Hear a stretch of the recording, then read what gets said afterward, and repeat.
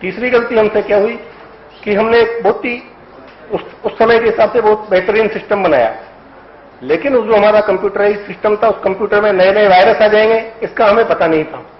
संविधान निर्माताओं ने कल्पना भी नहीं की थी कि किस तरह से लोग इस सिस्टम के अंदर घुस के इस पूरे सिस्टम को करप्ट कर देंगे।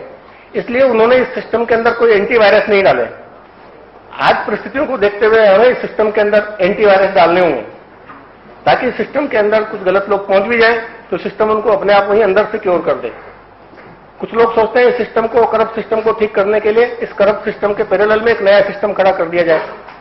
प्रजातांत्रिक के द्वारा जो चुने हुए लोग हैं उनके भ्रष्टाचार को रोकने के लिए ब्यूरोक्रेसी को खड़ा कर दिया जाए। ब्यूरोक्रेसी के करप्शन को रोकने के लिए तो हमने नेताओं को चुना है, फिर नेताओं के भ्रष्टाचार को भी अगर हमें रोकना पड़ेगा तो ये प्रोसेस कहां जाकर रुकेगा। तो हमें इस सिस्टम में ही ऐसे एंटीवायरस अपलोड करने पड़ेंगे कि कभी दोबारा इस तरह के बुरे लोग भी अगर आए तो वो वहां तक पार्लियामेंट तक नहीं पहुंच पाए। कोई भी डकैत आत्मसमर्पण करके, जिसको सजा प्राप्त डकैत है, जो सजा प्राप्त कर रहा है, आपको सबको नाम पता होंगे, और उन्होंने आत्मसमर्पण किया, चुनाव लड़कर वो पार्लियामेंट में पहुंच गए। तो हमें सिस्टम को ठीक करना होगा कि इस तरह के डकैत प्रवृत्ति के लोग, अपराधी प्रवृत्ति के लोग पार्लियामेंट में नहीं पहुंच पाए।